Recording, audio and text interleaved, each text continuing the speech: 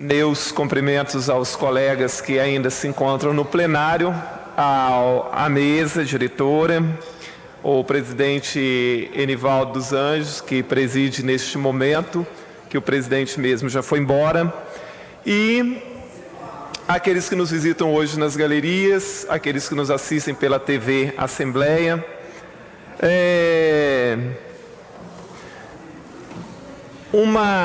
Uma nação, obviamente, não se constrói sem cultura e sem educação. Cultura hoje, pela manhã, que muito se falou sobre a questão cultural por causa do projeto da deputada Luzia Toledo. Cultura é algo vasto, né? Cultura, desde a alimentação de um povo, pode ser considerado cultura, a forma de vestir de um povo, uma dança, um canto, enfim. São muitas coisas que podem ser consideradas aspectos culturais de um povo, de uma nação, de uma região, de um estado. Agora, a preservação da história de uma sociedade não se dá sem educação. De forma nenhuma isso ocorre. Eu falava hoje na fase dos oradores. Existem muitos temas sobre os quais eu posso fazer uma análise meramente opinativa.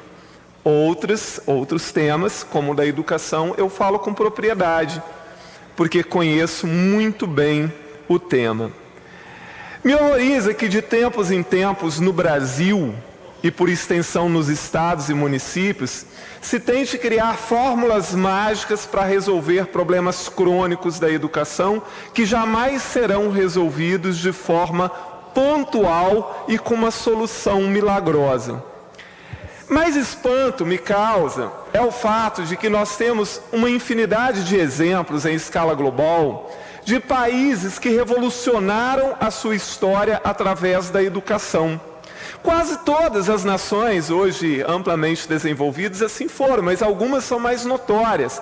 É o caso da Finlândia, por exemplo, na região da Escandinávia, norte da Europa. É o caso da Coreia do Sul, no leste asiático, ou mesmo do Japão, e de tantos outros. E que não foram com fórmulas mirabolantes ou com propostas pontuais, de um projeto pontual, mas de uma política educacional de médio e longo prazo que os levou à situação em que eles vivem na atualidade. Então, quando a gente observa, por exemplo, mudanças educacionais que ocorrem, por exemplo, no Japão, na Finlândia, no Reino Unido, essas mudanças são estudadas por 4, 5, 6, 7 anos, até que se conclua que aquele é o melhor caminho, que aquele é o melhor projeto.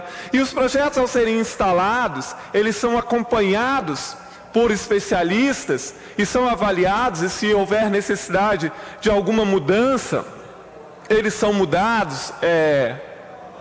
E aqui no Brasil não. Nem aqui no estado, nem nos municípios, são projetos pontuais. Entra um governo, coloca um projeto para deixar sua marca, aí o outro apaga aquele projeto, aí já começa outro e assim por diante. Em nível federal não é diferente.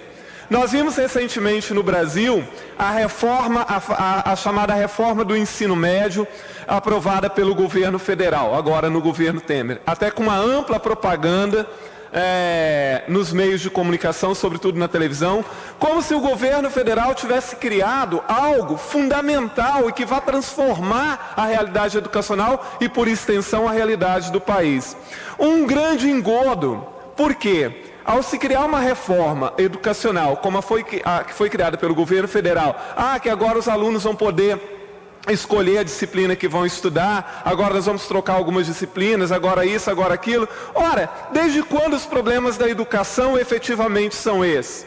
Os problemas da educação estão relacionados à questão estrutural das escolas, à qualificação e remuneração dos professores, à permanência e o acesso do aluno às escolas. Se esses 3 pontos não forem resolvidos, nada será resolvido. Isso é uma questão óbvia. Se faz uma reforma do ensino médio em nível federal, mas a escola que esse aluno vai frequentar é a escola de sempre, sem estrutura, às vezes sem ventilação, sem nada. O professor que vai ter nessa escola é o mesmo professor com uma qualificação questionável, é o mesmo professor que tem uma remuneração baixíssima, uma remuneração que é mais baixa do que é o ticket de alimentação de um juiz ou de um desembargador no país. Então, o que adianta fazer esse tipo de remendo na educação? Não vai funcionar, não adianta. Da mesma forma que você pegar um projeto pontual, agora nós criamos um projeto pontual ali, e que vai ser maravilhoso, que é uma educação maravilhosa, mas 90% dos alunos estão alijados daquilo. Não vai funcionar. Nós temos que pensar a educação de uma forma fundamentada. A educação tem que ser pensada por quem entende de educação. A educação tem que ser praticada e executada por quem dela entende. E não por especialistas de qualquer coisa, que tem uma boa ideia e acha que boa ideia é a mesma coisa que uma boa política pública. E não é. Agora, observando as ideias de alguns candidatos a presidente e alguns candidatos a governador também, agora aqui começa a se defender, Padre Honório, a militarização das escolas. Agora sim, virou a grande questão é militarizar. Entrega uma escola que tenha graves problemas para os militares administrarem e rapidamente aqueles meninos vão ficar obedientes, tudo vai se resolver. Eu continuo me perguntando, aponte-me em qual país do mundo que revolucionou a sua história através da educação e que fez isso militarizando a educação. Porque então nós vamos falar assim, vamos militarizar as escolas de ensino básico e depois vamos militarizar as universidades e as faculdades, as escolas técnicas e etc. Ora, usando de um jargão popular, cada macaco no seu galho.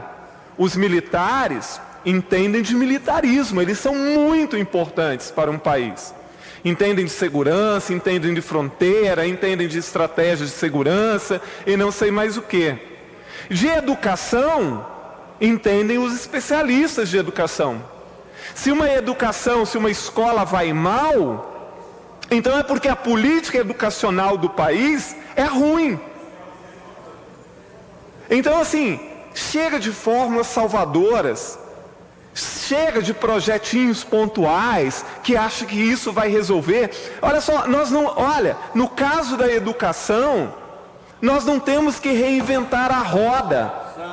Não é possível você pegar um projeto no Japão, na Coreia, na Finlândia, no Reino Unido ou no Canadá e transferir isso para o Brasil. Mas esses países já indicaram o que é que tem que ser feito. E o que precisa ser feito, porque o nosso problema não são projetos, o nosso problema é colocar a educação como prioridade. Coloque-se a educação como prioridade, mas prioridade absoluta de todos os governos. E aí sim nós teremos um sistema educacional que promoverá a revolução de uma nação.